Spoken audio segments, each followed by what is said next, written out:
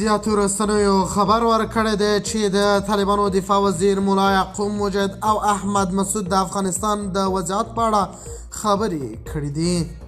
د باور ټي وي چینل درنو لیدونکو سلام، ستړي مه شئ، وخت مو بخیر.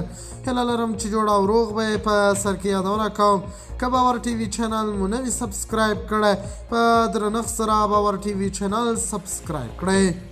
د طالبانو حکومت دفاع وزیر مولوي محمد یعقوب مجاهد د ملي مقاومت جبهې مشر احمد مسعود سره د افغانستان د وضعیت په اړه خبرې کړې دي.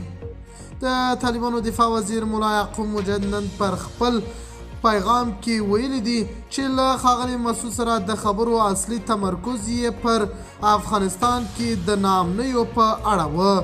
د طالبانو دفاع وزیر ملا یعقوب مجاهد ویلي دي چې افغانستان کې ناامني راوستل کومه ګټه نه لري.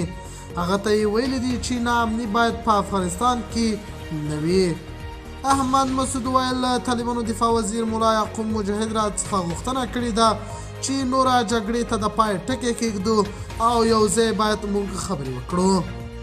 د احمد مسعود ویلي له طالبانو دفاع وزیر ملا یعقوب مجاهد سره ډېر خوښ یم چې لیدنه مې وکړله.